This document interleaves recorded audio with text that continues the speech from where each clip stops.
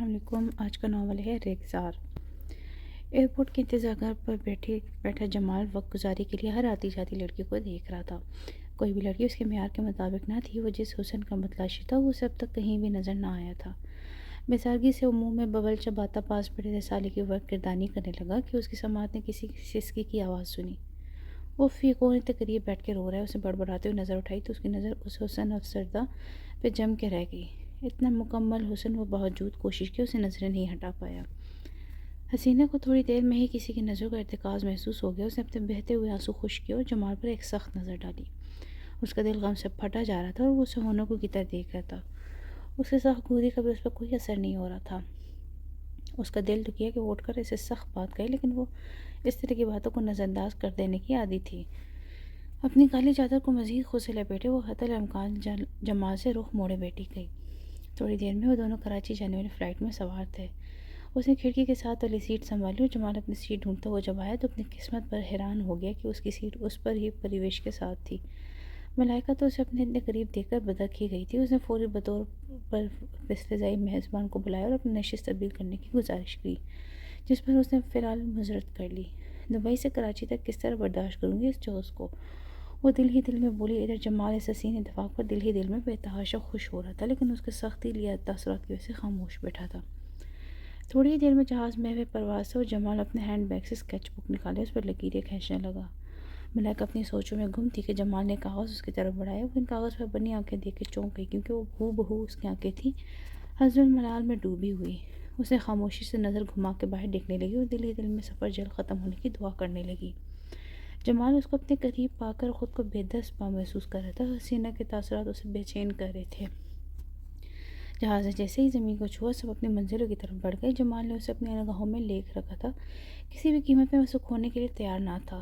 جمال اب اس کی ٹیکسی کا پیچھا کر رہا تھا اور اسے دیکھنے کے بعد مکمل طور پر اپنے حال سے بے خبر ہو چکا تھا۔ ایک طلسم سا تھا جو اسے اپنی جانب کھینچ رہا تھا اور وہ کشا کشا اس کی طرف بڑھتا جا رہا تھا۔ ٹیکسی اب ایک متوسط علاقے کی طرف بڑھ رہی تھی۔ وہ ایک محتاط فاصلہ رکھ کر اس کا پیچھا کر رہا تھا۔ ٹیکسی ایک گھر کے سامنے آ کر رکی اور وہاں ٹینٹ لگا ہوا تھا۔ اس میں زمین پر دری بچھی ہوئی تھی جس پر بچے قرآن خوانی کر رہے تھے۔ جمال کو اس منظر سے شدید قسم کی بے چینی ہوتی۔ وہ جس طبقے سے تعلق رکھتا تھا وہ صرف نام کی حد تک مسلمان تھے۔ کس سے پوچھوں، کس سے سوال کروں، بڑبڑانے لگا۔ اسی پل ایک ایمبولینس وہاں آ کے رکی، اس میں سے میت نکالی گئی اور اسے لوگ اندر لے کر جانے لگے۔ جمال نے موقع غنیمت جانا لوگوں کے ساتھ گھر میں داخل ہو گیا۔ اس کی نظر میں نظریں ادھر ادھر دوڑانے لگا اور وہ حزن اور ملال کا پیکر اس میت کے سامنے لا کر بٹھا دی گئی۔ اس کی آنکھوں سے آنسو مسلسل بہہ رہے تھے۔ بیچاری کو بھری جوانی میں بیوی کا بھوگ کرنا پڑا۔ جمال کی سماعتوں نے اس الفاظ کی جلن کو آگ بنا کے اپنے اندر اترتے ہوئے محسوس کیا۔ اس انجان شخص کے الفاظ اور میت سے کپڑا ہٹنے پر جمال کے اوپر حقیقتاً قیامت ہی ٹوٹ پڑی تھی۔ بیچاری کو بھری جوانی میں بیوی کا بھوگ کاٹنا پڑے گا۔ جمال کی سماعتوں نے ان الفاظ کی جلن کو آگ بن کے اپنے اندر اترتے ہوئے محسوس کیا۔ جمال آنکھیں پھاڑے اس چہرے کو دیکھ رہا تھا اور ذہن کے منظرنامے میں 4 دن پرانا منظر تازہ ہونے لگا۔ 4 دن پہلے کا منظر۔ جمال اور اس کے دوست ساحل سمندر سے متصل پٹی پر اپنی ہیوی بائک لیے ایک غیر قانونی ریس میں حصہ لینے کے تیار تھے۔ فضا میں ایکسیلیٹر کی بھاری گن گرج گونج رہی تھی اور ہر طرف ایک شور سا برپا تھا اور پھر دور اور مٹی کا ایک طوفان اٹھا اور ریس شروع ہو گئی۔ ہر کوئی جیتنے کا خواہاں تھا۔ ایک ایسا مقابلہ جس کے کوئی بھی قوانین نہیں تھے۔ جمال بھی اپنی حفاظت کو یقینی بنانے کے لیے ہیلمٹ پہنے ہوا تھا اور زور و شور سے مقابلہ جیتنے کے لیے اپنی بائک بھگا رہا تھا۔ ایک دم مٹی کی چادر سی ان کے سامنے تن گئی اور جیسے ساحلی ریت اس کے بائک کی موجودگی پر اپنا احتجاج بلند کرتی ہوئی، اور اسی دھن میں جمال نے ایک جسم کو اپنی بائک سے لگ کر ہوا میں اچھلتے دیکھا۔ جمال نے فوری اتر کر زخمی شخص کو دیکھا۔ اس کے ماتھے سے خون نکل کر اس کا چہرہ بھگو رہا تھا۔ کیا کر رہا ہے؟ ریس نہیں جیتنی؟ حسیب اور بنٹی نے اسے آواز دی۔ بنٹی، یہ میری بائک کے سامنے آ گیا، وہ لڑکھڑائے ہوئے لہجے میں بولا۔ ابھی چھوڑ، اسے کوئی نہ کوئی اسپتال لے ہی جائے گا۔ وہ اسے دلاسا دیتا ہوا تیزی سے بائک بھگا کر لے گیا۔ جمال بھی اٹھا اور سر جھٹک کر دوبارہ سے مقابلے کا حصہ بن گیا۔ ذہنی ابتری کے باعث وہ ریس تو نہیں جیت سکا، لیکن دوستوں کے سامنے ہلے گلے میں وہ شخص اس کے ذہن سے اتر گیا تھا۔ رات گئے سارے ہنگامے تھمے تو سب نے اپنے گھروں کی راہ لی۔ جمال گھر پہنچا تو حسب معمول نوکروں نے اس کا استقبال کیا۔ والدین کے بارے میں استفسار کرنے کا کوئی فائدہ تو تھا نہیں، کیونکہ وہ اپنے روٹین کے مطابق کسی نہ کسی کاروباری اشائیے کا حصہ بنے ہوئے ہوں گے۔ وہ ایک عرصے سے اکیلے ہی رات کا کھانا کھاتا رہا تھا، اس لیے زیادہ تر دوستوں کے ساتھ ہی کھانا کھا لیا کرتا تھا۔ کھانا دیکھ کے بھی اس کی بھوک نہیں جاگی۔ کچھ بھی وہاں ایسا نہیں تھا جو اسے کھانے کی خواہش ہوتی۔ ظہیر، اس نے اپنے پرانے نوکر کو آواز دی۔ جی جمیل بابا۔ ظہیر نے حاضر ہو کے جواب دیا۔ ظہیر بیٹے کوئی جوس لے آؤ، اس نے کفران نمبر کرتے ہوئے اسے حکم صادر کیا۔ جی ابھی لایا، وہ حکم کی تعمیل میں جت گیا۔ وہ تھوڑی دیر میں ہاتھ میں گاجر کا تازہ جوس کا گلاس لیے کمرے میں داخل ہوا۔ ظہیر کے ہاتھ میں موجود سرخ رنگ کا جوس دیکھ کر اس کے دماغ میں جھماکا سا ہوا اور بائک کی چابی اٹھانے لگا، پھر کچھ سوچ کے گاڑی کی چابی لیے تیزی سے باہر نکل گیا۔ بڑے لوگوں کی بڑی باتیں، ظہیر کمرے سے بڑبڑاتے ہوئے باہر نکل گیا۔ جمال گاڑی کو خطرناک حد تک تیز چلاتے اسی جگہ پہنچا، لیکن وہاں کوئی بھی نہ تھا، یعنی کہ اسے بر وقت مدد مل گئی تھی۔ چلو اچھا ہوا، وہ ہاتھ جھاڑتے وہاں سے اٹھ کے گاڑی کی طرف چل پڑا اور گھر پہنچ کے سو گیا۔ صبح ناشتے کی ٹیبل پر پاپا نے اس کے ہاتھ میں ناگواری سے گھڑی پر نظر ڈالی۔ ابھی تم آفس کے تیار ہو کے نہیں آئے؟ وہ ناراضگی سے بولا۔ اچھا چلے، میں تھوڑی دیر میں پہنچ جاؤں گا، بیزاری سے بولا۔ تم کو یقینی طور پر یاد نہیں ہوگا کہ آج تم کو سالانہ بزنس میٹنگ کے لیے دبئی کے آفس میں ہونا تھا۔ ان کے لہجے میں واضح برہمی تھی۔ اوہ میں واقعی بھول گیا، ماتھے کو چھوتے ہوئے بولا۔ جلد از جلد نکلو گے تو 1 گھنٹے میں تمہاری فلائٹ ہے، امید ہے کہ میٹنگ میں تم وقت پر موجود ہوگے، اسے تنبیہ کرتے ہوئے کھانے کی میز سے اٹھ گئے تھے۔ آج 3 دن بعد دبئی سے واپسی پر وہی زخمی چہرہ میت کی صورت اس کے اوسان خطا کر رہا تھا۔ سارا منظر سے گھومتا ہوا محسوس ہو رہا تھا، سب کچھ گڑ مڑ ہو رہا تھا۔ لڑکھڑاتے ہوئے قدموں سے باہر نکلا اور کھلی سانس میں آ کر گہرے گہرے سانس لینے لگا۔ وہ ہر طرح کی برائی میں ملوث تھا، نشہ جو اور لڑکیاں یہ اس کے معمولات کے حصہ تھے، لیکن کسی کی جان لینا، کسی کے خون سے ہاتھ رنگ لینا، یہ سب اس کے نہایت اذیت ناک تھا۔ وہ یہاں ٹھہرنا چاہتا تھا، اس اداس آنکھیں والوں کے حالات سے واقفیت چاہتا تھا، لیکن اس کی بگڑتی طبیعت اسے اس بات کی اجازت نہیں دے رہی تھی۔ حسینہ ایک متوسط طبقے سے تعلق رکھتی تھی۔ 5 سال پہلے اس کی شادی سہیل سے ہوئی تھی، جو ایک نجی ادارے میں نوکری پہ تھا۔ وقت گزرنے کے ساتھ ساتھ اس کے وقت مشکل ہوتا جا رہا تھا۔ مہنگائی اور خاندان میں سہیل کے والدین ساتھ ہی تھے، ساتھ 2 بچوں کی آمد نے بڑھتے ہوئے خرچوں نے اس کے اوسان خطا کر دیے تھے۔ خود حسینہ ایک غریب گھرانے سے تعلق رکھتی تھی، تعلیم بھی واجبی سے ہی حاصل کر پائی، لیکن حسن کی دولت میں وہ مالا مال تھی، اس لیے جلد ہی سہیل کا معقول رشتہ آنے پر سادگی سے اسے بیاہ دیا گیا۔ 4 سال تو حالات کی کھینچا تانی میں گزرے، لیکن اصل مصیبت تو تب آئی جب سہیل کی کمپنی نے اچانک پرانے ملازمین کو نوکری سے برخاست کر دیا۔ آسمان سر پر گر جانا کیا ہوتا ہے، اس بات کا اندازہ ان کو اب ہوا۔ نوکری کی تلاش میں سہیل صبح سے شام تک مارا مارا پھرتا، لیکن کہیں کوئی بات نہ بنتی۔ حالات کے پیش نظر حسینہ نے نوکری کرنا چاہی، لیکن اس کی کم تعلیم اس کی راہ میں رکاوٹ تھی۔ بظاہر وہ جس رکھ رکھاؤ سے رہتی تھی، کوئی اسے دیکھ کم تعلیم یافتہ نہیں کہہ سکتا تھا، لیکن اچھی نوکری کے حصول میں یہ چیز بہت بڑی رکاوٹ ثابت ہو رہی تھی۔ گھروں میں نوبت فاقوں تک جا پہنچی تھی، تب اسے ایک جاننے والے نے دبئی میں بچے کی آیا کی نوکری کی بابت بتایا۔ پرکشش تنخواہ کا سن کر اسے اپنے سارے مسائل حل ہوتے ہوئے دیکھنے لگے۔ سہیل بھی حالات کی گردش میں تھا، اسے اجازت دینی ہی پڑی۔ وہ اپنے بیٹے اور بیٹی کو ساس اور شوہر کے حوالے کر کے اپنی نوکری پر چلی آئی۔ اچھی تنخواہ نے اس کے حالات سدھار دیے، لیکن سہیل ہاتھ پہ ہاتھ رکھ کر بیٹھنے والا نہیں تھا۔ کسی جاننے والے کے وسائل سے ساحلی علاقے میں واقع فیکٹری میں نوکری کے بارے میں جان کے وہاں انٹرویو کے لیے گیا اور قسمت سے اسے وہاں نوکری بھی مل گئی تھی۔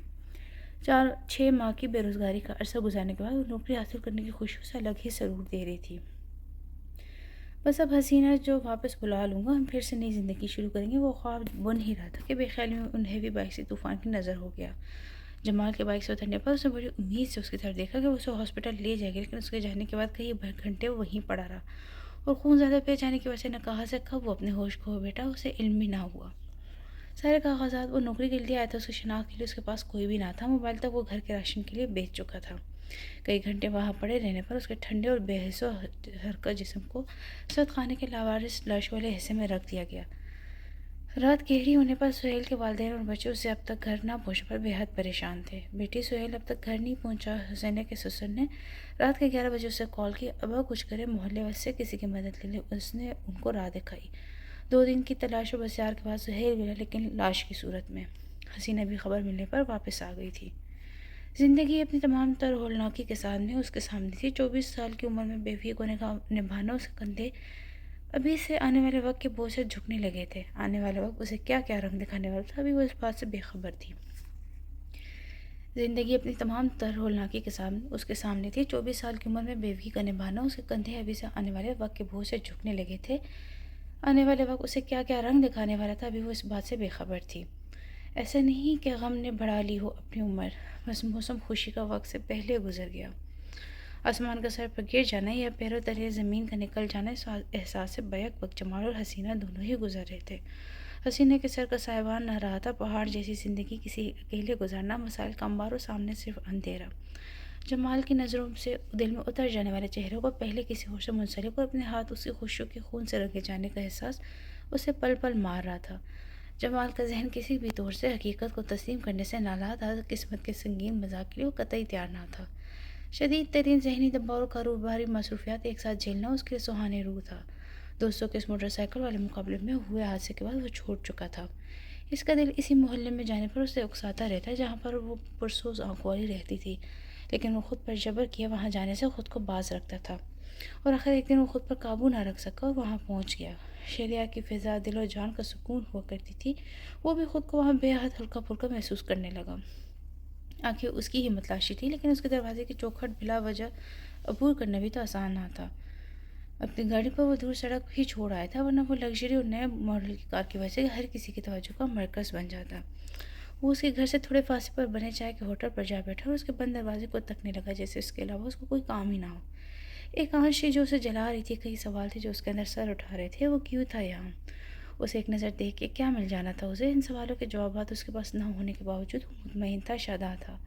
اپنی سوچوں میں وہ گم تھا کہ حسینہ کا دروازہ آہستہ آہستہ کھلنے لگا اور کالی چادر سے سر سے پیر تک خود کو ڈھانک کے وہ گھر سے باہر نکلی۔ اس منظر میں وہ ایسا منہمک تھا کہ اس نے یہ محسوس ہی نہ کیا کہ اس کے علاوہ بھی گلی کے تھڑے پر کچھ آوارہ و باش قسم کے لڑکے ایک ٹولی کی صورت میں حسینہ کے منتظر تھے۔ اس کے اٹھنے سے پہلے ہی وہ اس کے پیچھے اڑی اور اس پہ آوازیں کسنے لگے۔ حسینہ تیز سے اس قدم اٹھائے وہاں سے نکل جانا چاہتی تھی جب ایک لڑکے نے، جو کہ شاید اس ٹولی کا سربراہ تھا، اس کی خاموشی سے شیر ہو کے اس کی چادر پر ہاتھ لگا بیٹھا۔ حسینہ کے سر سے چادر اترتے دیکھ کر تو جیسے جمال کی آنکھوں میں خون ہی ہوتا رہا۔ وہ تیزی سے آگے لڑکے کی ناک پر مکہ دھرا اور اسے اچانک افتادہ پر گھبرا کر منہ پر ہاتھ رکھ کر نیچے کی طرف دھڑ سے دوہرا ہوا۔ اپنے سربراہ کی ادرگت دیکھ کر باقی کی ساری ٹولی بھاگ گئی۔ حسینہ کی آواز باہر ہوئی تو اس نے اب جمال پر غور کیا تو اس کے ذہن پر اس کے شناسائی کے لمحات ابھرے، جو کہ کسی طور پر خوشکن نہ تھے، لیکن ابھی اس کی آمد خداوندی کے سوا کچھ نہ تھی۔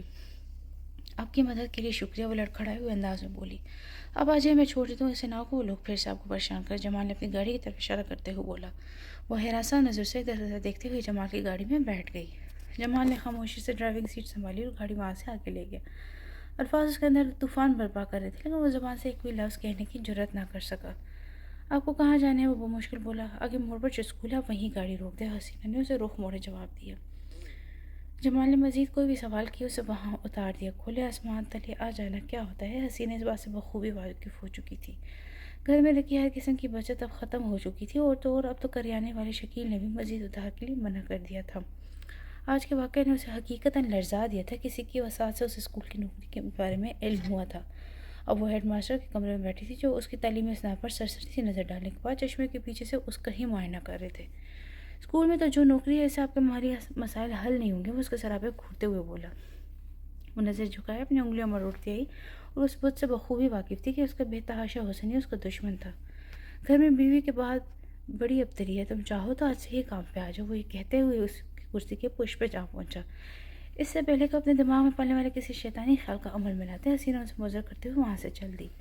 باہر سورج آگ برسا رہا تھا، اپنی حیات قضائی پر اس کا سارا وجود ہی آنسو بن کے بہہ رہا تھا۔ بے بسی اور ذلت کا ایسا چہرہ سہیل کی زندگی میں اسے کبھی نہیں دیکھا تھا۔ گھر پہنچنے پر ساس باورچی خانے میں خالی ڈبوں میں جھانک رہی تھی، پکانے کے لیے دانہ بھی گھر میں موجود نہ تھا۔ اپنے ابا کو دکان بھیجے، کچھ منگوایا کیوں نہیں؟ وہ پسینے سے نہائی ہوئی چادر اتارتے ہوئے بولی۔ گئے تھے وہ پرموش شکیل نے کرتی کی چیز بنا دی، وہ بڑبڑاتے ہوئے بولی۔ ابھی تک تو ڈھال پر ہی بیٹھ کر جہنم بھرا جا رہا تھا، پر اب کیا ہوگا؟ یہ سوال افریت بن کے سامنے آیا تھا۔ ابھی وہ صورتحال سے نپٹنے کے لیے ذہن میں توڑ جوڑ کر ہی رہی تھی کہ دروازے پر دستخط ہوئی۔ یہ بے وقت کون آ گیا؟ کھلا ہے دروازہ، آ جاؤ، اس کی ساس نے بزاگی سے اونچی آواز میں کہا۔ اندر آنے والی ہستی کو دیکھ کر وہ دونوں ہی چونک پڑے۔ وہ گھر گھر گھوم کے رشک کروانے والی خالہ زلیخا تھی، جیسے تھی کہ حسینہ کے دماغ میں خطرے کی گھنٹی سی بجی۔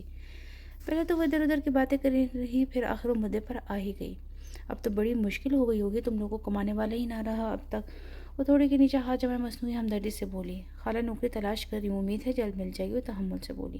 ارے رہنے دو، اتنے قابل لڑکے رول رہے ہیں نوکری کے لیے، اور تم 12 جمعہ کو کون سی لاکھوں کی نوکری مل جانی ہے؟ وہ جلے پر نمک چھڑکتی ہوئی بولی۔ حسینہ اس بات پر صرف پہلو ہی بدل کے رہ گئی، اس کے سامنے منہ کھولنے کا مطلب سارے جہاں میں ذلیل ہونا تھا۔ ارے بیٹیا چھوڑو یہ نوکری ووکری کا خبط اور عقد کرو دوبارہ، یہی تیرے مسائل کا حل ہے، وہ اسے چمکارتے ہوئے بولی۔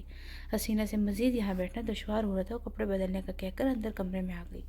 سارے دن کے گزر معاملات ایک ایک کر کے اس کے سامنے آنے لگے۔ جمال کے اچانک اس کی غیر موجودگی اپنی ذات میں خود بہت بڑا بس سوال تھا۔ اب اگر دوبارہ دیکھا تو صاف منع کر دوں گی کہ یہاں نہ آئے، وقت خود کلامی کرتے ہوئے بولی۔ تھوڑی دیر میں کمرے سے باہر آئی تو ساس کو گہری سوچ میں ڈوبا دیکھا گئی۔ خالہ زلیخا وہ چوکی پر بیٹھتے ہوئے پوچھنے لگی، ہاں چلی تو گئی لیکن سوچنے کو بہت کچھ دے گی۔ وہ پرسوچ انداز میں بولی، کیا ہوا اماں؟ اس نے پوچھا۔ اس موئے بنیا کا رشتہ دے کے گئی ہے، کہہ گئی ہے کہ سارے درد دور کر دے گا، بس بچے ہمارے پاس رہیں گے۔ اس کی آنکھوں میں دیکھتے ہوئے بولی۔ حسینہ کے خون میں ایک دم ایک بال سا اٹھا اور پاس پڑی چادر اٹھائی، تیزی سے دروازہ کھول کے لمبے لمبے قدم اٹھاتی دکان پر پہنچی۔ ارادہ تو اس موٹے توند والے بنیا کی عزت افزائی کا تھا جس کی بیوی کو مرے 10 دن بھی نہ ہوئے تھے اور اسے بیار اچانک کے ارمان سجائے بیٹھا تھا۔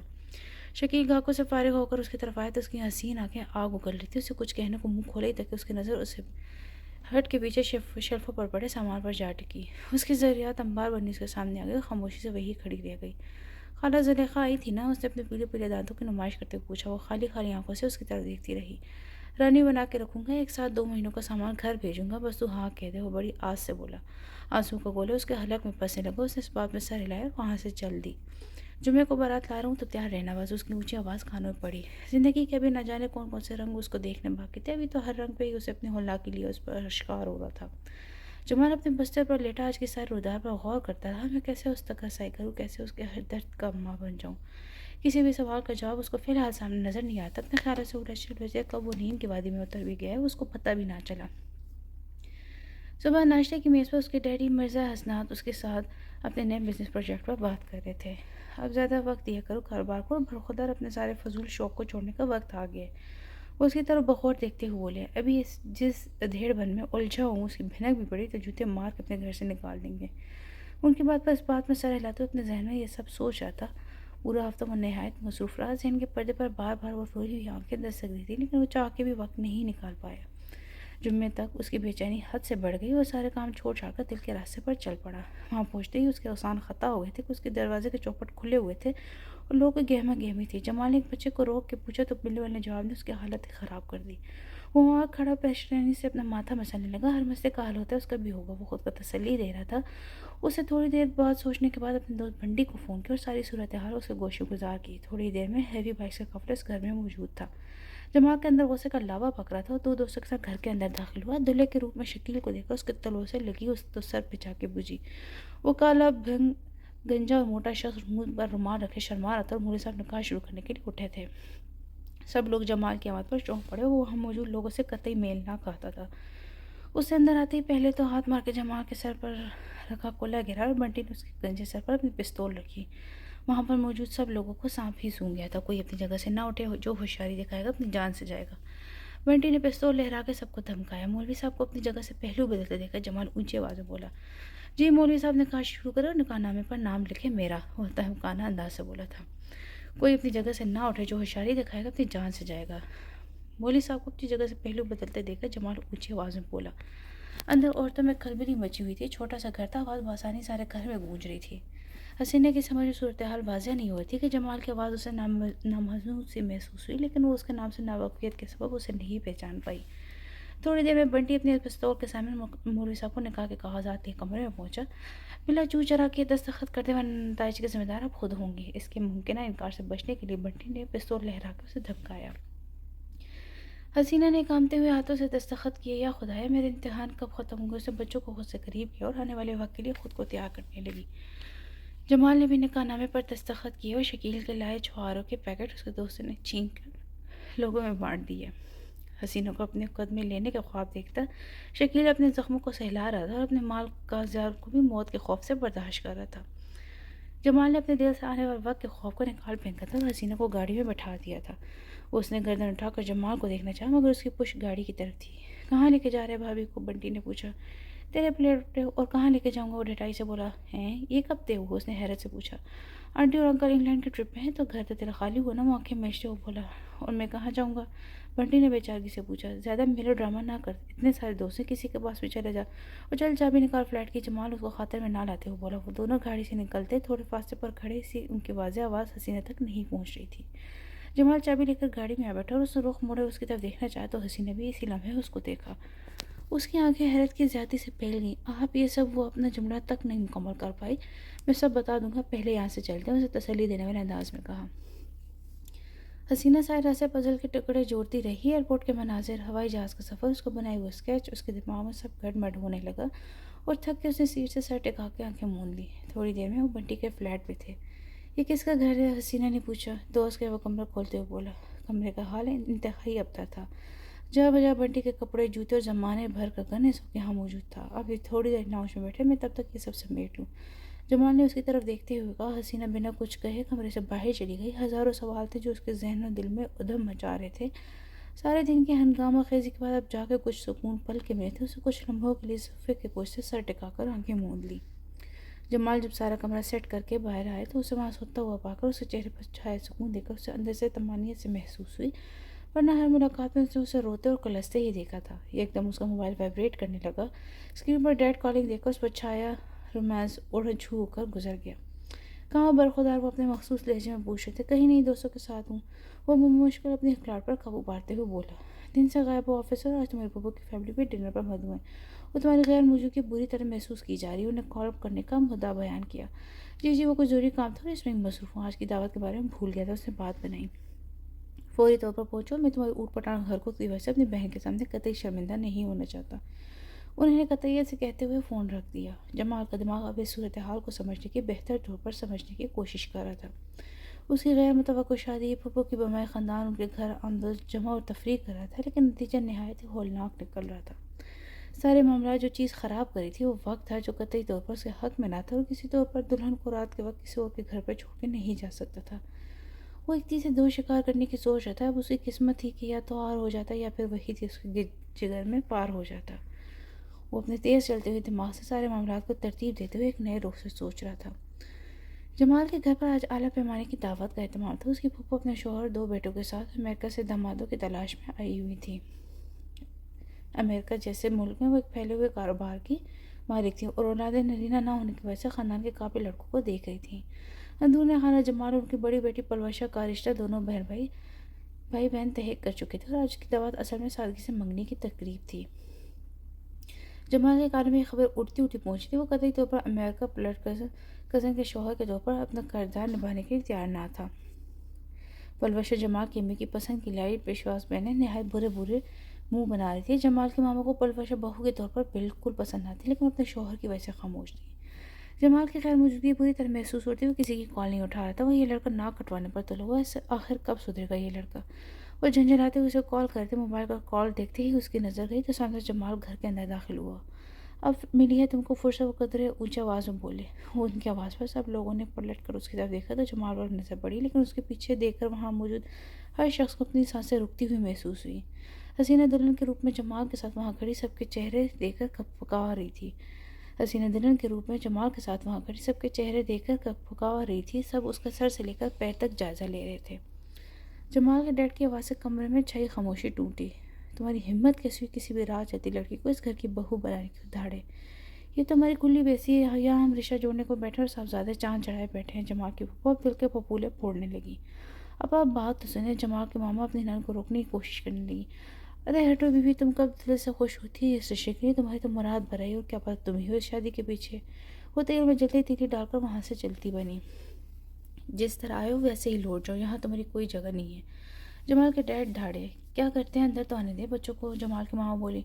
تم بھی ان کے ساتھ ہی چلے جاؤ، اپنے لاڈلے سے کو گاڑی کی چابی دیتا جائے۔ ان کے بڑھتے ہوئے قدم رک گئے اور جمال وہیں سے چابی میز پر رکھ کر حسینہ کو لیا الٹے قدموں لوٹ گیا۔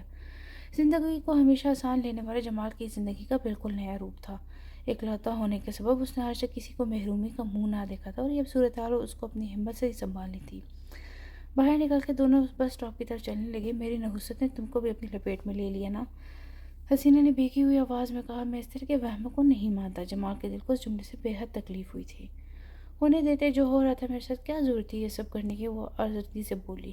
اس موٹے شکیل کا تو پیٹ پھاڑنے کا ارادہ تھا پر بچ گیا، اور تم کہہ رہی ہو کہ ہونے دیتے جو ہو رہا تھا؟ جمال چڑھتے ہوئے بولا۔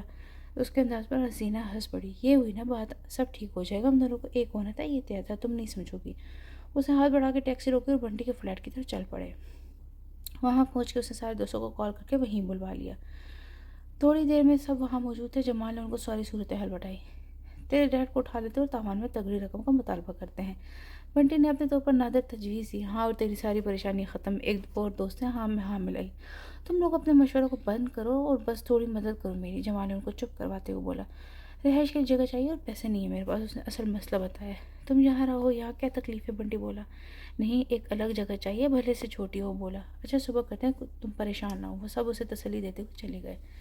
جمال جب کمرے میں آیا تو حسینہ نیند کی وادی میں گم تھی۔ رات اپنی بیشتر سفر طے کر چکی تھی، اس لیے اس نے بھی کمرے میں پڑے صوفے پر جگہ بنائی اور سونے میں ہی عافیت جانی۔ حسینہ کے چہرے کو تکتے تکتے جانے کب اس کی پلکیں جڑی اور وہ سو گیا۔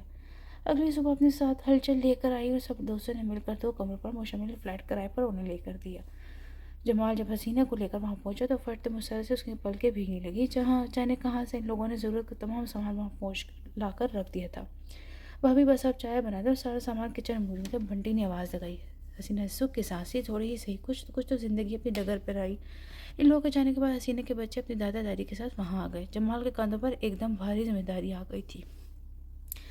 اگلے دن سے اس کی زندگی ایک الگ ہی ٹپ پر آ گئی تھی۔ ایسی والی گاڑی میں گھومنے والے جمال نے گرمی کی تمازت کو پہلی دفعہ محسوس کیا۔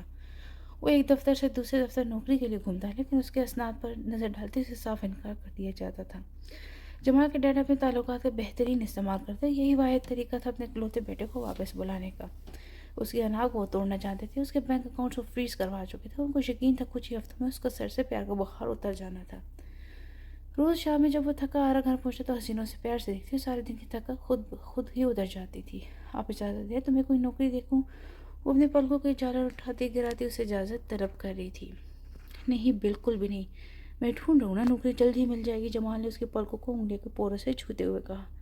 گھر میں کھانے پینے کا سامان تیزی سے ختم ہو رہا تھا اور آمدن کے ذرائع کوئی بھی نہ تھے۔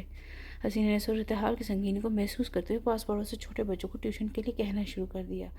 جمال کی غیر موجودگی میں بچوں کو پڑھا کے فارغ ہو جایا کرتی تھی۔ مئی کا گرم دن جو اپنے جوبن پر تھا اور جمال نوکری کی تلاش میں مارا پھر رہا تھا، ہر جگہ سے انکار کی شکل ہی دیکھنے کو مل رہی تھی۔ ابھی وہ ایک دفتر سے نکل کر فٹ پاتھ پر بنے بس اسٹینڈ کے سائے میں بیٹھ گیا تھا۔ پاس ہی ٹھیلے پر گنے کا رس نکالنے والا کھڑا تھا، وہ اپنے پیاسے ہونٹوں پر زبان پھیرتا اسے دیکھ رہا تھا۔ وہ اس منظر میں اس بری طرح منہمک تھا کہ پاس اپنی گاڑی پر اسے غور نہ کیا۔ ہاں برخودارا، ہوش ٹھکانے آئے یا نہیں؟ وہ اپنے ڈیڈ کی آواز پر پوری طرح چونکا۔ وہ ان کو جواب دیے بغیر وہاں سے اٹھ گیا اور لمبے لمبے ٹھگ بھرتے ہوئے سڑک پر چلنے لگا۔ جب تھک جاؤ تو آ جانا، تمہاری پھپھو ابھی پلوشہ کی رشوت دینے کے لیے تیار ہیں۔ وہ اس امید کی گرن تھما کر چلے گئے۔ جمال سے لگتے ہوئے ذہن کے ساتھ سڑک ناپنے لگا۔ حسینہ دوپہر میں ٹیوشن والے بچوں کا انتظار کرتی، لیکن آج کوئی بھی نہیں۔ اسے بیٹے کو معلوم کروایا تو سب نے معذرت کر لی۔ سب نے منع کر دی، یہ اتفاق تو نہیں ہو سکتا۔ وہ سوچنے لگی۔ اگلے ہی لمحے دروازے پر دستک آتے ہوئے سوچوں میں گم دروازے تک گئی تو دروازہ کھولنے پر وہ چہرہ سامنے آیا جس کا وہ تصور بھی نہیں کر سکتی تھی۔ وہ کسی بدمست بھینسے کی طرح گھر میں گھس آیا تھا۔ شکیل جسے وہ خواب میں دیکھ کر ڈر جایا کرتی تھی، وہ اس وقت اس کے گھر کے اندر موجود تھا۔ آجا میری رانی، جب بلایا تو نخرے کیسے، میں تو جب مان دے رہا تھا، ملکہ بنا کے لے جا رہا تھا، پر ایسے سے وہ اپنے پیلے پیلے دانت نکالتے ہوئے بولا۔ حسینہ کی آواز خوف اور دہشت سے بند ہو چکی تھی، وہ چیخنا چاہتی تھی لیکن اس کے منہ سے آواز ہی نہ نکلی۔ شکیل نے جیب سے 5000 کا نوٹ نکال کر میز پر رکھا اور اس کے قریب آنے لگا۔ حسینہ نے خوف سے آنکھیں بند کر لی۔ یکا شکیل کی چیخ بلند ہوئی۔ اس نے آنکھیں کھول کے دیکھا تو جمال اس خبیث کی درگت بنا رہا تھا۔ تیری اتنی ہمت، میرے گھر تک تو پہنچا کیسے؟ اس کو پیٹتے ہوئے اسے سوال بھی کر رہا تھا۔ مجھ سے کیا پوچھو، اپنی بیوی سے پوچھو، اس نے یہاں کا پتہ بھیج کے مجھے بلوایا۔ وہ پھٹے ہوئے ہونٹ سے خون صاف کرتے ہوئے بولا۔ حسینہ کے اوپر تو یہ الزام سن کر آسمان ہی ٹوٹ پڑا۔ یہ جھوٹ بول رہا ہے، وہ ہکلاتے ہوئے بولی۔ نکل یہاں سے ورنہ پولیس کو بلواتا ہوں۔ جمال نے اسے کلات رسید کرتے ہوئے بولا۔ بیٹا میرے پیسے تو 5,000 لیتی ہے، اس نے ہی کہا تھا۔ وہ اپنے پیسوں کی طرف جھپٹا۔ حسینہ سے سب کے تناب میں ہاتھ سے چھوٹ گئے۔ اس قدر گھناؤنے الزام نے اس کے سر پر رکھ دیے تھے۔ وہ وہیں زمین پر بیٹھتی چلی گئی اور اپنا منہ گھٹنوں میں چھپائے رونے لگی۔ جمال نے ایک نظر اس پر ڈالی اور گھر سے باہر نکل گیا۔ وہ جو سوچ رہی تھی اسے دلاسا دے گا، اسے سنبھالے گا، لیکن اس کو خاموشی سے اسے خوف آنے لگا۔ اسے اب تک کسی بھی بات پر اختلاف تک نہ ہوا تھا۔ جمال کی ناراضگی اس کے ہاتھ پاؤں پھیلا رہی تھی۔ شام رات کا روح بھرنے لگی، لیکن جمال کا کچھ اتا پتہ نہ تھا۔ تو اس کے ساتھ وقت گزاری چھوڑ چکا تھا، اس سے حسینہ کو اور بھی وحشت گھیری ہو رہی تھی۔ جمال سڑکیں ناپ کے جب تھک گیا تو گھر کی طرف چلنے لگا۔ آج کے سارے منظر اس کی آنکھوں کے سامنے ناچنے لگے۔ آنکھوں دیکھا جھٹلانا اور کانوں کو نہ سنا اسے بلایا نہیں جاتا، لیکن حسینہ کا معصوم چہرہ اس کے شکوک و اوہام کو دور بھی کر رہا تھا۔ گزرتا وقت حسینہ کے ہاتھ پاؤں پھیلا رہا تھا۔ بچے بھی سو چکے تھے۔ خدشات کا طوفان تھا جس میں ڈول رہی تھی۔ کنارے مل جانے کے بعد پھر سے موجوں کا سامنا اسے دہلا رہا تھا۔ جمال جیسے ہی فلیٹ تک پہنچا، ابھی سیڑھی چڑھ ہی رہا تھا کہ نشے میں جھومتے شخص نے اسے روک لیا۔ یہ فلیٹ نمبر 503 کہاں ہے؟ اس سے پتہ پوچھ رہا تھا۔ کیوں پوچھ رہا تھا یہ پتہ؟ جمال نے اسے گریبان سے پوچھا تو اس کی آنکھیں خونی رنگ اٹھی۔ یار گلے کیوں پڑا ہے؟ بتا دو بس، سنا ہے بڑی قیامت سے رہتی ہے ادھر۔ وہ اپنے گریبان اس کے ہاتھوں سے چھڑانے لگا۔ میرا گھر ہے بذات، میری بیوی کے لیے واہیات بات بکتا ہے۔ وہ شخص خود کو بچانے کے لیے پورے زور و شور سے واویلے کرنے لگا، جس سے لوگ وہاں جمع ہونے لگے۔ انہوں نے بڑی مشکل سے پیش بچاؤ کرائے تو جا کے شخص کی جان خلاص ہوئی۔ کیا بات ہے میاں، دن کے وقت بھی آپ کے گھر سے جھگڑنے کی آوازیں آئی تھیں؟ اب اس وقت یہ معاملہ ایک معمر بزرگ نے اسے استفسار کیا۔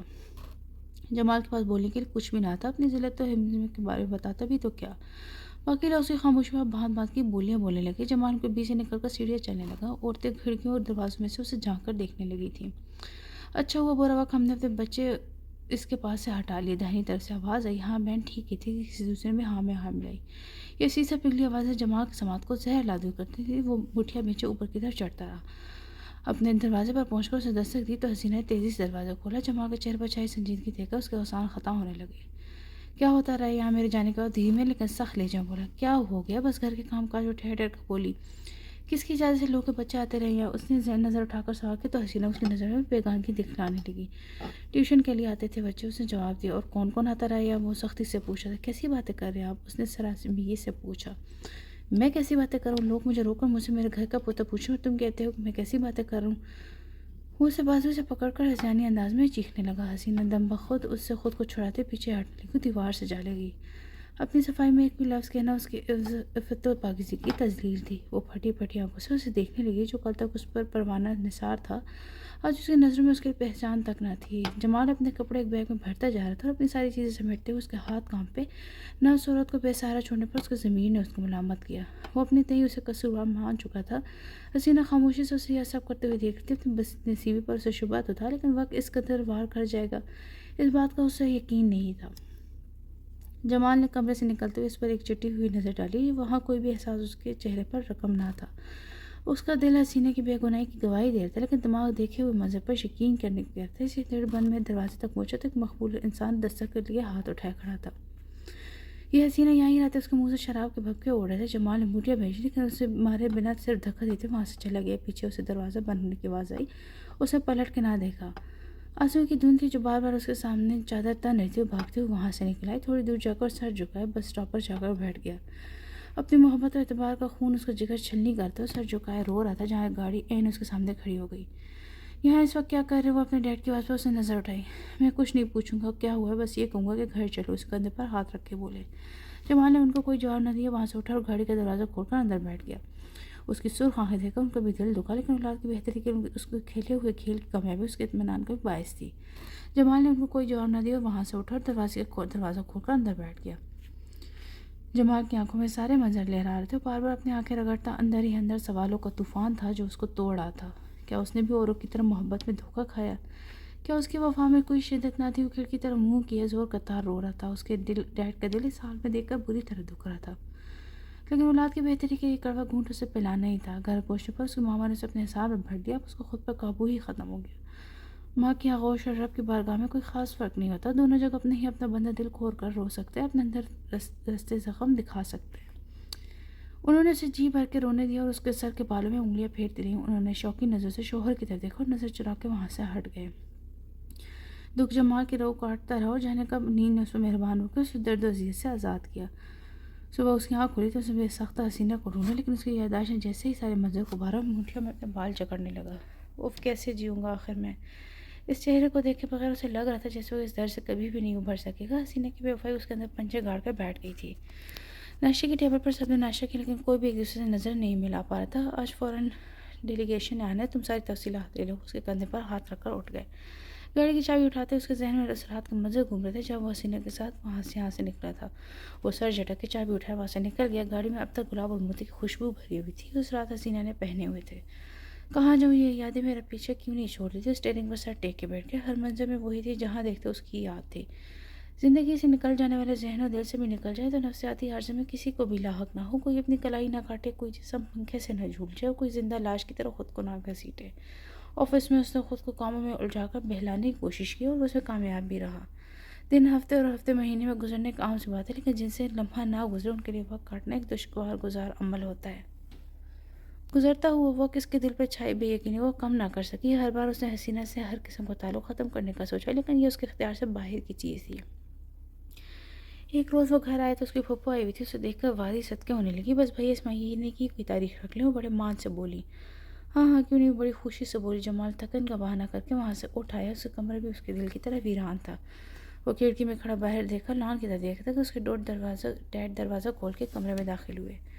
جمال، ایک نئی زندگی تمہاری راہ دیکھ رہی ہے، اسے منہ نہ موڑ، وہ سمجھا رہے تھے۔ وہ گردن موڑ کے خالی خالی نظر سے انہیں دیکھتا رہا۔ تمہاری یہ کی گئی حماقت تمہاری زندگی میں صرف روڑے ہی اٹکائے گی، اس سے جتنی بھی جلدی ہو سکے پیچھے چھڑا لو۔ انہوں نے کہا میز پر کچھ کاغذات رکھے، وہ کمرے سے باہر نکلنے لگے۔ جمال نے ان کو روکنے کے لیے کہا اور آگے بڑھ کر کاغذات دیکھے تو طلاق کے تھے۔ یہ آپ لے جائیں، یہ مجھ سے نہیں ہو سکے۔ انہوں نے کاغذات آگے بڑھا کر کاغذات ان کی طرف بڑھائے۔ وہ کندھے اچکاتے ہوئے کاغذات اس کے ہاتھ سے لے کر باہر چلے گئے۔ پھر کمرے میں سناٹا اترنے لگا۔ یادوں نے ابتسامیں مزید گہرے کر لیا، وہ تھا اور یادیں گہری۔ اس نے ہاتھ بڑھا کر میوزک پلیئر آن کیا۔ مغیزہ کی آواز کمرے کے سناٹے کو چیرنے لگی۔ اس کا ایک ایک لفظ اس کے دل پر اتر رہا تھا۔ ہے اختیار میں تیرے تو معاوضہ کر دے، وہ شخص میرا نہیں ہے، اسے میرا کر دے۔ اکیلی شام بہت دل اداس کرتی ہے، کسی کو بھیج کوئی میری ہم نوات کر دے۔ یہ ریگزار کہیں ختم ہی نہیں ہوتا، ذرا سی دور تو راستہ ہرا بھرا کر دے۔ جمال کی آنکھیں ضب کی شدت سے خون رنگ ہو رہی تھی اور ہر طرح کی رات کی طرح جانے کب جلتے سلگتے وہ سو گیا تھا۔ گھر میں شادی کی تیاری زور شور سے ہوتی، اس کے دل کی حالت سے قطع نظر سب مگن تھے۔ پلویشا سے اس کی ملاقات اب تک نہیں ہوئی تھی۔ وہ دانستہ اسے ملنے سے اعتراض بھرتا تھا، لیکن کب تک وہ اسے بھاگ سکتا تھا۔ آج کا دن اس کی زندگی میں زبردستی ہی داخل کیا گیا۔ پلویشا رنگ و خوشبو میں بسی، اس کے پہلو میں براجمان تھی۔ سبھی خوش تھے سوائے اس کے، وہ وہاں موجود ہی نہ تھا۔ آج اس کا دل پوری طرح سے تم ہی ڈالنے کی ٹھان بیٹھتا تھا۔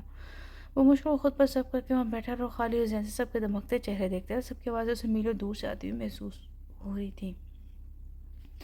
خدا خدا کر کے رخصتی کی رسم ادا کی گئی۔ پلویشا اس کے گھر آ گئی۔ جمال جس لمحے سے بھاگ رہا تھا تب اس کا سامنا کرنا اس کی ہمت سے باہر کی بات تھی۔ جاؤ بیٹا، پلویشا کب سے تمہارا انتظار کر رہی ہے، ماما نے اسے لاؤنج میں بیٹھا دے کر کہا۔ جی، اس نے ایک حسوی جواب دے کر سر جھکا لیا۔ ان کے پاس سے جاتے اسے چابی اٹھا کے تیزی سے باہر گاڑی کی طرف آئے۔ دروازہ کھولتے ہی چوکیدار کی آنکھوں میں بھی اس وقت حیرت دیکھ کے حیرت ہوئی۔ جمال تیز رفتاری سے گاڑی چلا رہا تھا، اس کا رخ اس فلیٹ کی طرف جہاں وہ اس رات ایک مجبور و بے بس عورت کو اپنے بے قصور مان کر چھوڑ آیا تھا۔ فلیٹ پر گاڑی کھڑی کر تیز سی سیڑھیاں چلتا چلے گا۔ پھوٹتے ہوئے سانس کے ساتھ دروازے پر تو اسے بے قراری سے دستک دی۔ کون ہے؟ ایک نسوانی آواز آئی۔ میں جمال حسینہ کو بلا دے بولے۔ یہاں تو کوئی حسینہ نہیں رہتی۔ دروازہ کھولا اور اسی آواز نے جواب دیا۔ آپ لوگ کب سے ہیں یہاں؟ کچھ ہی دن ہوئے ہمیں یہاں۔ جمال کو بے چینی کی لپیٹ میں لے لیا۔ حسینہ کو کھو دینے کا احساس اس کے دل کو جیسے آری سے کاٹ دینے کے مترادف تھا۔ کہاں جا سکتی ہے، وہ خود سے ہم کلام تھا۔ ایک دم اس کے ذہن میں اس کا پرانا گھر آیا۔ وہ گاڑی کو طوفانی رفتار سے بھاگتے ہوئے وہاں پہنچا۔ پیر پکڑ کے منا لوں گا، بس ایک بار خدایا اور مل جاؤ، ہڑبڑاتے ہوئے قدم کے ساتھ مناجات کر رہا تھا، لیکن دروازے پر پڑا تالا اس کے تمام ارادوں کو منہ چڑھا رہا تھا۔ اس نے چاروں طرف نظر دوڑائی۔ ایک شخص اسے سامنے سے آتا دکھائی دیا تو اس نے لوگ کی بابت اس سے پوچھا۔ یہ لوگ کہاں ہیں؟ ان کے دروازے پر تالا کیوں لگا ہوا ہے؟ اس نے دھڑکتے ہوئے دیر سے پوچھا۔ یہ لوگ یہ تو کب کے یہاں سے جا چکے ہیں۔ وہ شخص اس کی سماعت میں سور پھونکتا ہوا وہاں سے چلا گیا۔ وہ جمال بے جان قدموں سے خود کو گھسیٹتے ہوئے گاڑی کی طرف بڑھنے لگا۔ جمال نے چاروں طرف نظر دوڑائی۔ ایک شخص اسے سامنے سے آتا دکھائی دیا۔ اس نے لوگ کی بابت اٹھائے اور اس سے پوچھا۔ کھو دینا کیا ہوتا ہے؟ حقیقی معنوں میں اسے آج اس کا ادارک ہوا تھا۔ کھلی ہوا میں بھی اس کو سانس کھینچ کھینچ کر لینا پڑ رہا تھا۔ کہاں ڈھونڈوں سے وہ گاڑی میں بیٹھا اپنے بال مٹھیوں میں جکڑے بیٹھا تھا۔ ہر راستے کے ساتھ ایک اندیکھی دیوار حائل ہو چکی تھی۔ وہ اس اندھیرے میں ہاتھ پاؤں ہی مار رہا تھا۔ بے اعتباری کی سزا اس نے اس حسینہ کے ساتھ خود کو بھی دی تھی، جس کی تپش میں اسے نہ جانے کب تک جلنا تھا۔ واپسی کا سفر ہمیشہ ہی تکلیف دہ ہوتا ہے۔ ہاتھوں کی کرچیوں پہ چل کر ہی یہ فاصلہ عبور ہوتا ہے۔ سارے راستے خود کو دلاسوں اور تسلیوں سے بہلاتا گھر تک پہنچا، جہاں ایک اور امتحان اس کو منتظر تھا۔ زندگی کو اتنا ہی آسان ہونا چاہیے جتنا بندہ بآسانی جھیل سکے۔ باوجود یقین دہانی کے بندے کی سکت کے مطابق اس پر مشکل ڈالی جاتی ہے، پر وہ مشکل اسے ہمیشہ پہاڑی لگتی ہے۔ سارا گھر خاموشی میں ڈوبا ہوا تھا۔ کون کہہ سکتا تھا کہ یہ شادی والا گھر ہے؟ جمال نے خالی دل اور اپنے ٹوٹے وجود کے ساتھ اپنے کمرے کی طرف قدم بڑھائے۔ پلویشا روایتی دلہنوں کی طرح اس کے انتظار میں نہیں بیٹھی تھی، بلکہ وہ روسی لباس بدل کے نیند کی وادیوں میں گم تھی۔ چلو یہ بھی ایک طرح سے اچھا ہی ہوا۔ اس نے گہری سانس بھرتے ہوئے خود کلامی کی۔ وقت سرکتے سرکتے سرک ہی گیا اور صبح کا سورج نئے دن کا پیغام لیے روشن تھا۔ جمال کی آنکھیں کمرے میں ہوا ہونے لگی۔ کھڑپڑ کی آواز سے کھلی۔ پلویشا سنگار میز کے سامنے کھڑی تیار ہو رہی تھی۔ جمال نے اسے دیکھنا چاہا، لیکن اس کی آنکھیں اس کے چہرے میں کوئی دوسرا چہرہ تلاشنا چاہتی تھی۔ کتنا اذیت ناک ہے نا کہ آپ جسے دیکھنا چاہیں اس کی جگہ کوئی دوسرا ہو، اور آپ اندر آتے ہوئے بہن کو دبائے لبوں پر مسکراہٹ لیجیے، دنیا کو سب ٹھیک ہے دکھائیں۔ پلویشا نے ایک چڑھتی ہوئی نظر اس پر ڈالی کہ اسی لمحے دروازے پر دستک ہونے لگی۔ تو جمال کے اٹھ کے دروازہ کھولا تو سامنے اس کی ماما تھی۔ ان کا دل اس کی سرخ آنکھیں دیکھ کر بے تحاشا دکھا۔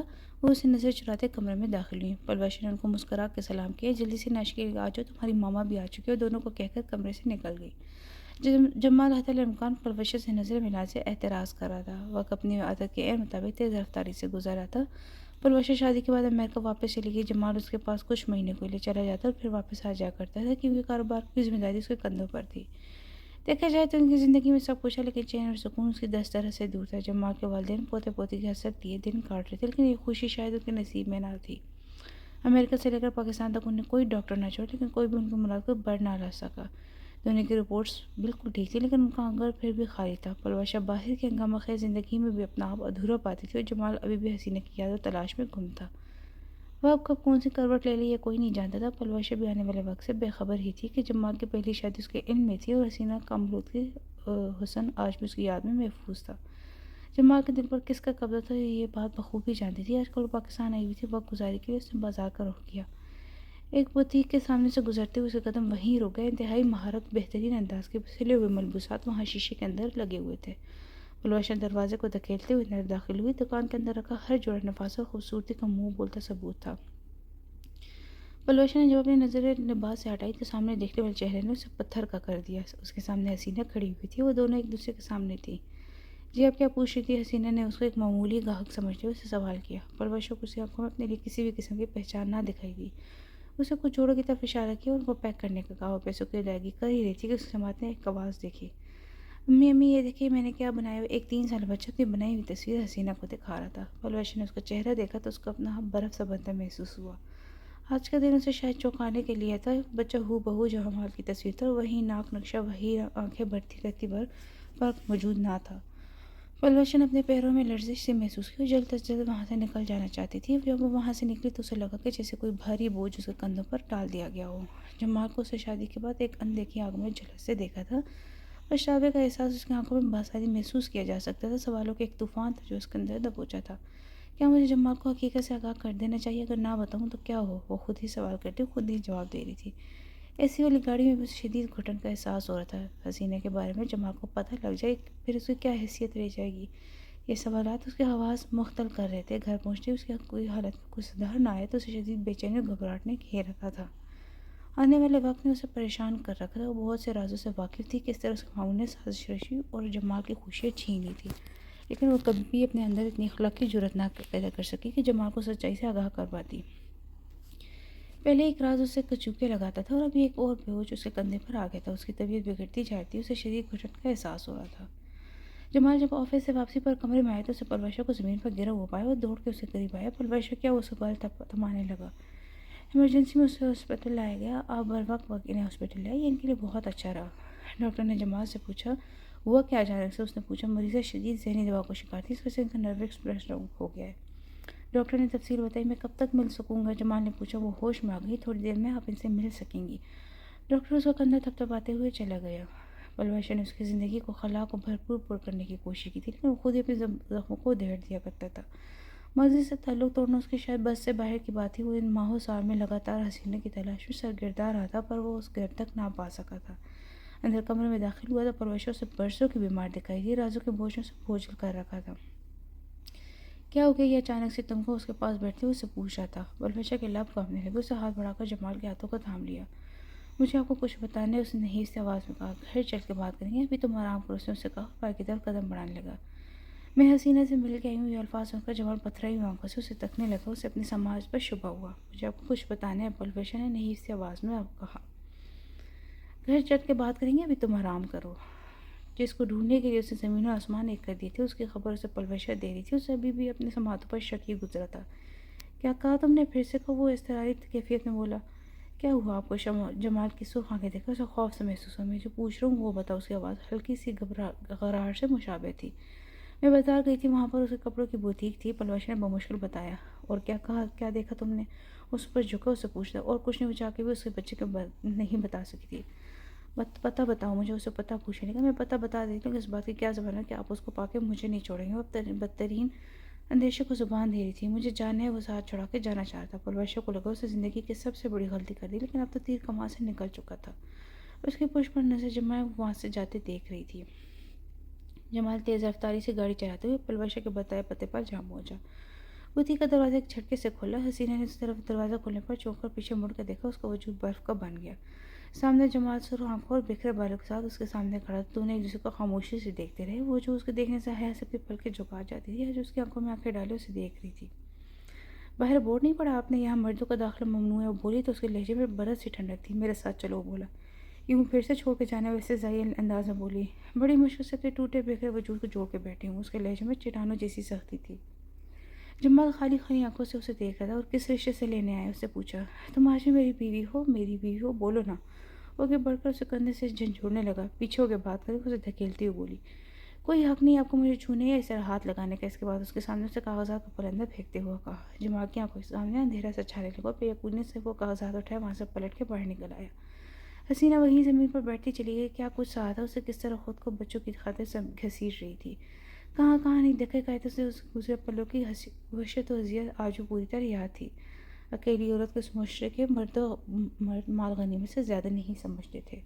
وہ کسی بھی مجبوری کے تحت باہر نکلی، اس کے ماتھے پر اندیکھا اویلیبل کا ٹیگ دکھائی دیتا تھا۔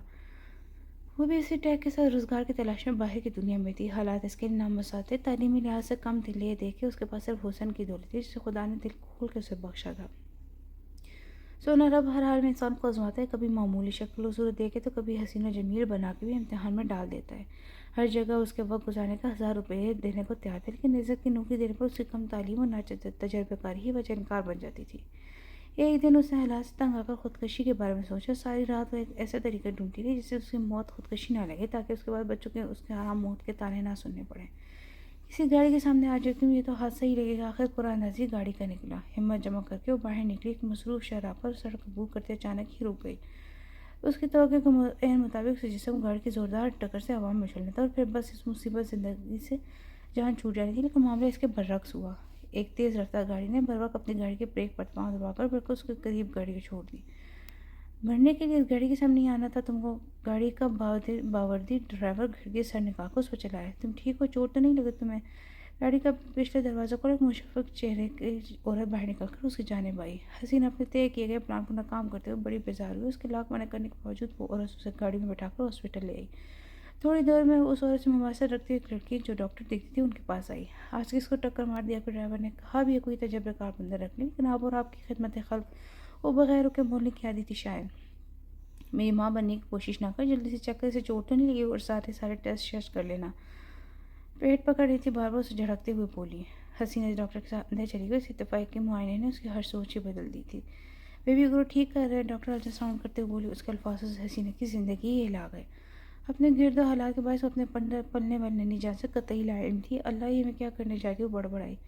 ڈاکٹر نے اسے چونک کے دیکھا اور فوری طور پر معاملے کی تہہ تک پہنچ چکی تھی۔ اسے باہر لے کر اپنی ماں کو صورتحال سے آگاہ کیا۔ ساری بات سننے کے بعد وہ کسی گناہ کا بوجھ اٹھائے لڑکی سمجھے جو کہ اسے چھٹکارا حاصل کرنے کے لیے مرنا چاہتی۔ ساری بات سننے کے بعد فہمیدہ بیگم جو کہ فلاحی کاموں میں ہمیشہ ہی اپنا حصہ ڈالنا اپنا فرض نہیں سمجھتی، اس نے ساتھ لائے گاڑی تک آئی۔ آؤ تم کو گھر چلو، پیار سے بولے۔ گھر نہیں جانا، اسے دھیرے سے کہا۔ نہ تو پھر سے کسی گاڑی کے نیچے آنے اور بگڑے لہجے میں بولے۔ گھر میں کھانے کے لیے کچھ نہیں ہے، بچے بھوک نہیں برداشت کر پڑیں گے، نوکری کی تلاش کرنی ہے مجھے۔ وہ آنسو کو اپنے اندر اتارتے ہوئے بولی۔ بچوں کو سن کر وہ پھر سے باتوں میں ساری تفصیلات لے لی۔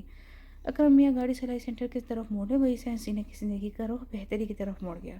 سلائی سیکھنے سے سکھانے اور پھر مخیر افراد کی مدد سے پھر بوتیک کے قیام تک کئی سال لگے اسے۔ جمال کے سر چھوڑ جانے کے بعد اسے کبھی کوئی آس نہ لگائی، نہ اس کی یاد میں آنسو بہائے، لیکن اس کی اولاد جب گود میں آئی تو اس کی صورت دیکھ کر وہ ستم گر بے حد یاد آیا۔ سب نے کہا اسے یہ بچہ اس کو ہی دے دینا چاہیے، لیکن دل کے کسی کونے میں جمال کے لوٹ آنے کی امید اب بھی باقی تھی۔ جمال حسینہ سے کاغذات لے کر سارے رات سے کڑیوں سے کڑیاں جوڑتا گیا اور آخرکار اتنے سال بعد اس کے سامنے سے سارے پردے اٹھ گئے۔ وہ غصے سے باہر اپنے ڈیڈ کا آفس چلے گیا۔ اسے بنا دستک کیے دروازہ کھولا اور اندر آیا۔ یہ کون سا طریقہ ہے آفس میں آنے کا؟ وہ آفس کے ورکرز کی میٹنگ لے رہے تھے۔ اسے اس طرح جارحانہ انداز میں اندر آتے دیکھ کر اسے ڈپٹ کے بولے۔ ان سب کے سامنے ساری باتیں کروں یا باہر بھیجیں گے ان کو؟ اور الفاظ چبا چبا کر بولے تو اس نے میٹنگ برخاست ہونے کا اشارہ کیا اور سب کے باہر جاتی اسے ان کی ٹیبل پر کاغذات پھینکے۔ یہ کیا بدتمیزی ہے؟ وہ آدھا جملہ بول کر چپ ہو گئے جب ان کی نظر کاغذات سے گویا چپک ہی گئی تھی۔ جمال غصے سے باہر اپنے ڈیڈ کا آفس چلا گیا۔ یہ کیا بدتمیزی ہے؟ اور آدھا جملہ بول کے چپ ہو گئے، ان کی نظریں اس کاغذات سے گویا چپک ہی گئی تھیں۔ یہ کہاں ملے تم کو؟ انہیں ماتھے سے پسینہ پوچھتے ہوئے کہا۔ آپ کو صاف لفظوں میں منع کیا تھا نا میں نے، لیکن آپ نے میرے دستخط کر کے اسے بھیج دیا۔ کیوں آخر یہ کیوں سازش رچائی آپ نے؟ وہ باوجود کوشش کے بھی اپنی آواز پس نہیں کر پا رہا تھا۔ دیکھو بیٹا، کچھ فیصلے انسان کو اولاد کی بھلائی کے لیے کرنے پڑتے ہیں۔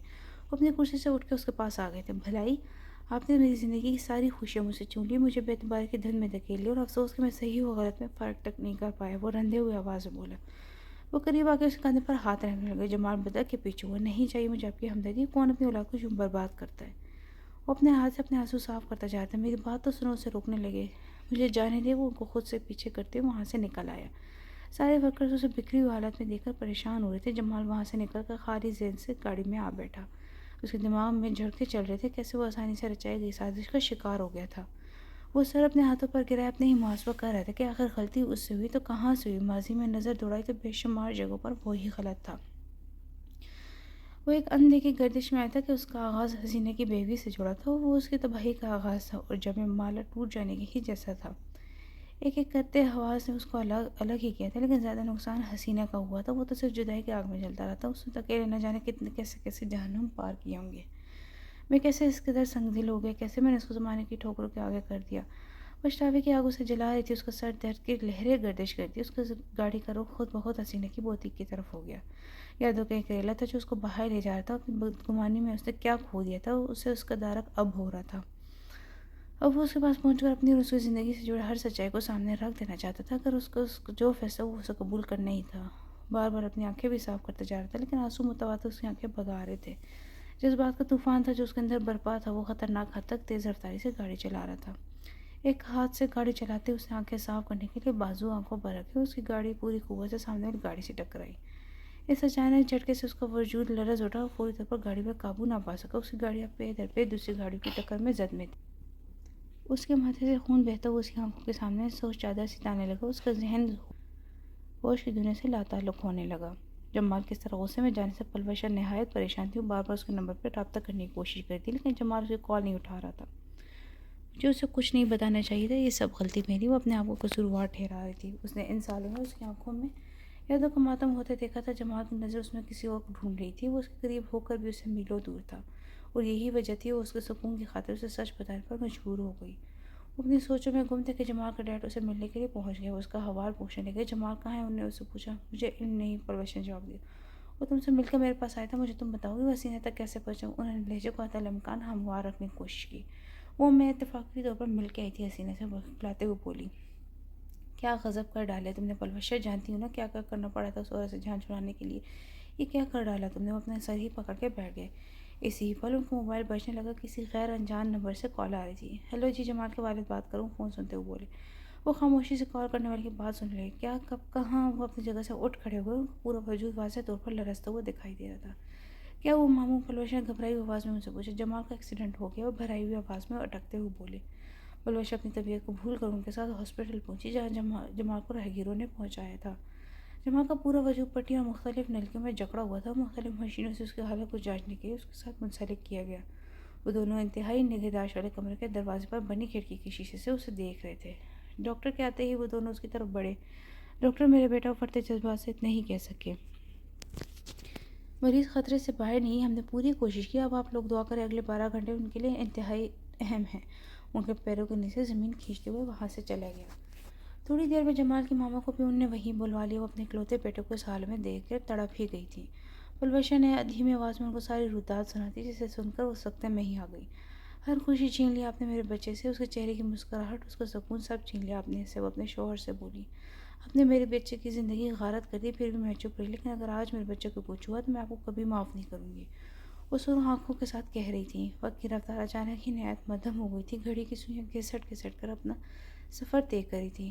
پلوشا، تم گھر چلی جاؤ، تمہاری طبیعت بھی ٹھیک نہیں ہے، جمال کی ماما نے اس سے کہا۔ اسے گردن ہلا کر وہاں سے جانے سے انکار کر دیا۔ ان میں سے کوئی بھی وہاں سے جانے کے لیے تیار نہ تھا۔ سبھی آنے والے وقت سے خوفزدہ تھے، بار بار شیشے سے جمال کو دیکھ رہے تھے۔ یکدم ڈاکٹر اور نرسوں کی آمد و رفت ان کے کمرے میں بڑھ گئی۔ وہ لوگ بھی اٹھ کر کھڑے ہو گئے، سب کے دل انجانے خوف سے لرز رہے تھے۔ ڈاکٹر کے باہر آتے ہوئے تیزی سے اس کی طرف بڑھے۔ کیا ہوا ڈاکٹر؟ جمال ٹھیک تو ہے نا؟ آئی ایم سو سوری، ہم مریض کو نہیں بچا سکے۔ ڈاکٹر نے دنیا کے اذیت ناک الفاظ ادا کیے، ان کو تسلی دیتے ہوئے وہاں سے چلے گئے۔ کوئی قیامت ہی قیامت تھی جو ان کے اوپر گزری تھی۔ ساری سازشیں، ساری تدبیریں بیکار گئی تھی۔ اب باقی کی زندگی ان کی سب کے پچھتاوا کی ہی نظر ہونی تھی۔ ایک لوٹے بیٹے کا غم جمال کے والدین کا دل چیر رہا تھا۔ پلوشا ابھی بھی ایک راز اپنے سینے میں دفن کیے بیٹھی، لیکن اب وہ کسی بھی راہ سے پردہ اٹھانے سے گریز ہی کرتی۔ اس نے یہ ذمہ داری حالات کے سپرد کر دی تھی۔ ماموں حسینہ کو بھی اطلاع کرواتے ہوئے دھیمی الفاظ میں بولے، انہیں خالی خالی نظر سے اسے دیکھا۔ ہاں بلوانے اسے میرے بچے کی تڑپتی روح اس کے آنے سے شاید کہ سکون پا جائے۔ بلوشہ کی ساس نے بھی حمایت کی۔ تکبر سے تنے ہوئے کاندھے یک جھک سے گئے تھے، اپنی کی گئی ہر زیادتی کو وہ کسی بھی صورت جسٹیفائی نہیں کر سکتے تھے۔ وقت کی رفتار اچانک ہی نہایت مدھم ہو گئی تھی۔ پلوشہ کا جسم یہ سن کر کرسی پر بری طرح اچھلا، اس کے حلق سے دبی دبی چیخیں نکلنے لگی۔ کیا وہ پلوشہ اسے جگانے کی کوشش کرنے لگے؟ پلوشہ نے آگے کھول لی، اس کا چہرہ آنسوں میں بھیگا ہوا تھا۔ یا خدا شکر ہے یہ حقیقت نہیں ہے، اس کا جسم واضح طور پر کپکپا رہا تھا۔ بند آنکھوں سے کیے گئے منظر نے اسے لرزا کے رکھ دیا تھا۔ یکدم ڈاکٹر اور نرسوں کی آمد اس کمرے کی طرف بڑھ گئی تھی۔ وہ لوگ بھی اٹھ کے کھڑے ہو گئے، سب کے دل انجانے خوف سے لرز رہے تھے۔ ڈاکٹر کے باہر آتی وہ سب تیزی سے ان کی طرف بڑھے۔ کیا وہ ڈاکٹر جمال ٹھیک تو ہے نا؟ وہ یہ سارا منظر پلوشہ تھوڑی دیر پہلے بند آنکھوں سے دیکھ چکی تھی۔ وہ بھاگ کے ڈاکٹر کے پاس جانا چاہتی تھی، لیکن اس کے جسم نے اس کا ساتھ چھوڑ دیا تھا۔ سب کچھ جیسے سلو موشن میں ہو رہا تھا، اس کا چہرہ آنسوں سے بھیگنے لگا، اس دھند میں سب کچھ دھندلانے سا لگا تھا۔ وہ سانس روک کے سب دیکھ رہی تھی، اس کے وجود میں خاموشی بڑھتی جا رہی تھی، اپنی دھڑکن تک اسے کانوں میں صاف سنائی دے رہی تھی۔ تم کیا ہوا؟ اس کے سانسوں کے پیلے پڑتے چہرے کی طرف دیکھا۔ ڈاکٹر نے کیا؟ وہ مشکل ادھورا جملہ کر کے اس کا چہرہ تکنے لگی۔ جان کنی کا عالم کیا ہوتا ہوگا، اس کو اس کا بخوبی اندازہ ہونے لگا۔ جمال کسی حد تک خطرے سے باہر ہے، اب اس کے ہوش میں آنے کے بعد ہی صحیح اندازہ ہو سکے گا۔ انہوں نے تفصیل بتائی۔ پلوشہ لڑکھڑاتے ہوئے سامنے کی دیوار تک گئی اور سجدے میں گر گئی۔ فرش اس کے آنسوں سے تر ہونے لگا۔ دونوں نے آگے بڑھ کر اسے اٹھایا۔ وہ تینوں ہی رو رہے تھے۔ جمال کی ان تینوں کی زندگی میں اپنی ایک الگ اہمیت تھی۔ میں اپنی ہر غلطی کا ازالہ کروں گا، جمال کے ڈیڈ بھیگے ہوئے چہرے کے ساتھ کہہ رہے تھے۔ ان کی ہر خوشی اسے لوٹا دوں گا۔ آپ لوگوں میرے بچے نے بہت تکلیف کاٹی۔ اس کی ماما نے امید بھری نظروں کی طرف دیکھا۔ ہاں میں خود حسینہ کو لے کر آؤں گی، پلوشہ نے ایک نئے عزم سے کہا۔ ہاں میں بھی ساتھ چلوں گا، تمہارے ساتھ بے قراری سے صبح ہونے کا انتظار کرتے۔ ان سب کے زندگی میں آنے والی ایک کالی رات تھی جو سب کی بنیادیں ہلا گئی تھی۔ کیا قیمتی چیز کھونے سے بچ گئی تھی؟ اس کا ادارہ کل ہی ہوا۔ سب اپنی اپنی جگہ جمال اور حسینہ کے مجرم تھے۔ کسی نے سازش کے جال بنے تو کوئی چپ کی مہر ہونٹوں پر لگائے تماشا ہی دیکھتا رہا۔ صبح جمال کو ہوش آنے لگا تھا، لیکن مکمل طور پر وہ ابھی ہوش میں نہیں آیا تھا۔ پلوشہ اور جمال کے ڈیڈ حسینہ کے بوتیک پر پہنچے تو اندر پہنچے۔ حسینہ نے ان دونوں کو ایک ساتھ دیکھا تو ساری گتھیاں خود بخود سلجھ گئی تھی۔ جمال کا اچانک اس کو ڈھونڈ لینے کا سبب وہ جان چکی تھی۔ جی کیا کر سکتی ہوں میں آپ لوگ کے لیے؟ وہ ٹھنڈے لہجے میں بولی۔ بیٹی ہمارے ساتھ گھر چلو، جمال کو تمہاری ضرورت ہے۔ وہ التجائی نظروں بولے۔ جمال کا ایکسیڈنٹ ہو گیا، اب ہمارے ساتھ چلے، پلوشہ نے وضاحت کی۔ کس حیثیت اور رشتے سے آپ لوگ مجھے لینے آئے؟ اس سے پوچھا۔ تم آج بھی اس کی بیوی ہو، میں اپنی رچائی ہر سازش کے لیے ہاتھ جوڑ کر تم سے معافی مانگتا ہوں۔ جمال نے تم کو پیپرز نہیں بھیجے تھے، انہوں نے شرمندہ لہجے میں اس حقیقت سے اسے آگاہ کیا۔ حسینہ پل کے جھپک جھپک کر آنسو کو اپنے اندر اتارنے لگی۔ ان کے سامنے رو کے وہ خود کو کمزور نہیں ثابت کرنا چاہتی تھی۔ ابھی تو میں نہیں جا سکتی آپ لوگ کے ساتھ، آپ مجھے ہسپتال کی تفصیلات بھیجیں، میں خود آ جاؤں گی، اس نے نہایت تحمل سے کہا۔ آ جانا بیٹی، تمہاری ضرورت ہے ہمیں۔ جمال کے ڈیڈ نے آگے بڑھ کر اس کے سر پر ہاتھ رکھا۔ حسینہ نے اس بات میں سر ہلایا کہ اس کے رخصت ہونے کے بعد وہیں زمین پر بیٹھتی چلی گئی۔ اس کا دل کیا کہ وہ اتنے زور زور سے روئے کہ سب کی سماعتوں تک اس کی چیخیں جا پہنچے۔ اپنی زندگی کا بیشتر وقت ان لوگوں کی سازش کے نظر ہو گیا تھا۔ وہ وقت جو حسین ترین لمحات گزار سکتی تھی، ان کی مہربانی کے طفیل وہ کانٹوں پر گزرا تھا۔ حسینہ نے کال کر کے اپنے معاون ساتھی کو کال کر کے بلایا تاکہ اس غیر موجودگی میں سارے معاملات دیکھ لے۔ وہ گہری سوچ میں ڈوبی ہوئی تھی، دل و دماغ ایک نقطے پر اتفاق نہیں کر پا رہی تھی۔ انہی سوچوں میں گم وہ اپنے گھر تک پہنچ گئی۔ بے وقت اسے گھر پر دیکھ کر سب ہی چونک گئے تھے۔ آج کل ایک شخص جو کہ اس کے جانے والے تھے، اس کے رشتے کی بات گھر میں چلا رہی تھی۔ وہ ایک درد مند من کا انسان تھا۔ وہ حسینہ کے ساتھ اس بچوں کو بھی اپنانے کے لیے تیار تھے، مگر وہ ہمیشہ کی طرح اس بار بھی انکار کرتی۔ سب کے سمجھانے پر وہ نیم رضامند ہو ہی گئی تھی۔ خدایا تیرا لاکھ لاکھ شکر کہ تو نے مجھے بچائے رکھا۔ جمال کے ناکامی وہ اب تک تھی، اب کی زندگی کسی لمحے میں ڈگمگا جاتی، کسی اور کا ہاتھ تھام لیتی تو کیا ہو جاتا۔ اس کی سوچ اس سے آگے جا کے رکنے لگی تھی۔ وہ آنکھوں میں آئے آنسو کو رگڑ کر اٹھی اور چادر اٹھا کر ہاسپٹل کے نکل گئی۔ چھوٹا زرق اسے جاتے دیکھ کر اس چادر سے لپٹ گیا۔ امی میں نے بھی جانا ہے، مجھے بھی ساتھ لے جاؤ، وہ ضدی لہجے میں بولا۔ حسینہ نے اسے جھک کر پیار کیا اور شکل و عادت میں دونوں میں جمال کی طرح تھا۔ اس کی طبیعت میں باپ جیسی ہی ضد تھی۔ اس کو اب چھوڑ کے جاتے وہ پیچھے بڑا واویلا کرتا۔ اس نے کچھ سوچا، اسے جھک کر گود میں اٹھایا۔ اب وہ اسے اپنے ساتھ لے کے جانے لگی۔ جمال اب کسی حد تک ہوش میں آ چکا تھا۔ ڈاکٹر معائنہ کر کے ابھی گئے تھے۔ کمر کی ہڈی پر چوٹ کے باعث اسے اب لمبے عرصے تک علاج کروانا تھا۔ پلوشہ اپنے ہاتھوں سے دلیے کھلا رہی تھی۔ اس کے والدین کمرے میں موجود تھے۔ پلوشہ بار بار کمرے میں لگی گھڑی کی طرف دیکھ رہی۔ گزرتا وقت حسینہ کے آنے کے امکان کو کم کرتا جا رہا تھا۔ اسی پل دروازہ کھلا اور حسینہ آ گئی۔ جمال نے دائیں طرف دروازے کی طرف بمشکل گردن موڑ کے دیکھی تو اسے اس منظر پر یقین نہ آیا۔ وہ دونوں ہی ایک دوسرے کو دیکھ رہے تھے۔ وہ دوڑ کر اس فاصلے کو سمیٹ لینا چاہتا تھا، لیکن جسم پر لگی انگنت چوٹیں ابھی اس چیز کی اجازت نہیں دے رہی تھیں۔ حسینہ اس کے بستر کے پاس کھڑی ہوئی تھی۔ اسی پر زرق نے اس کی چادر کھینچ لی، جو کہ اجنبی جگہ آ کر ماں کے پیچھے چھپا ہوا تھا۔ حسین نے اسے اپنا ہاتھ پکڑ کر اپنے ساتھ کھڑا کیا، سوائے پلوشے کے سب کو اسے دیکھ کر جھٹکا سا لگا۔ میرا بچہ!